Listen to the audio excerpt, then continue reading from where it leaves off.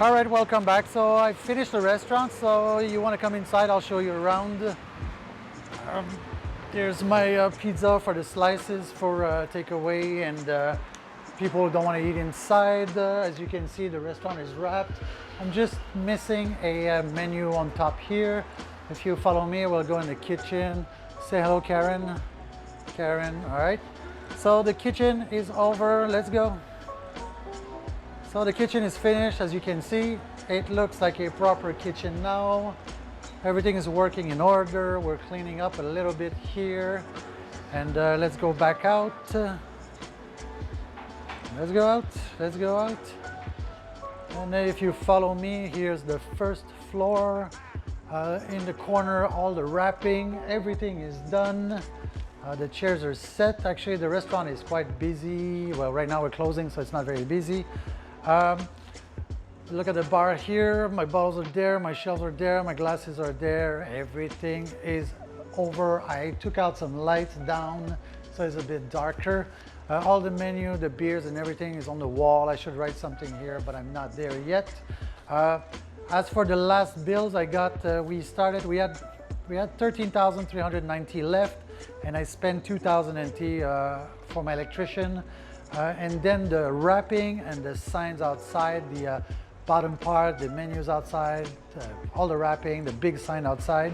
I spent another 9,000 on it for a total of 11,000. So what I got left is $2,390 that will go in other stuff. We can move upstairs, come and see, it's over now. All right, so we haven't finished decorating yet, but the restaurant is operational. Follow me. As you can see, the same concept here. The menus on the wall. Follow me, let's go. And I kept the old green sofas because I didn't know how much budget I would have. I didn't want to bust my budget. I'm probably going to change the color later. Yeah, follow me. We're just going to go around it. And I've got a nice machine in there, but we're not going to go in there. It's another kitchen that you've seen before. Overall, I'm quite satisfied with the restaurant. I think it looks pretty darn good for the money I spent. Remember, the original budget was 30,000 US dollars, and yep, I still have 2,390 left. Follow me.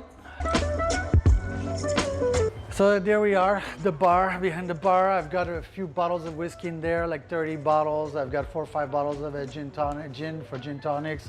I've got wine. All my cups are done.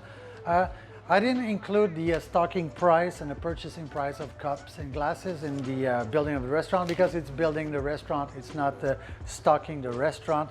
Also, to be honest with you, I had some equipment already stored in my other warehouse that I accumulate with time, so that saved me a lot of money. I reckon that if you didn't have the equipment that I stocked somewhere, you're probably around 40,000, 45,000, but I did it with 30,000. I think the result is quite good. I'm very happy with how it came out, and the customers I'm targeting here, it's all university campus students. That's why I call this place the campus. And in the evenings here, it gets very busy, and the students come over. You know, if you've been to college, you know what's up. It's like a campus bar, campus restaurant. And yeah, I'll make another video to show you how to make a menu to make money, not the menu of your dreams.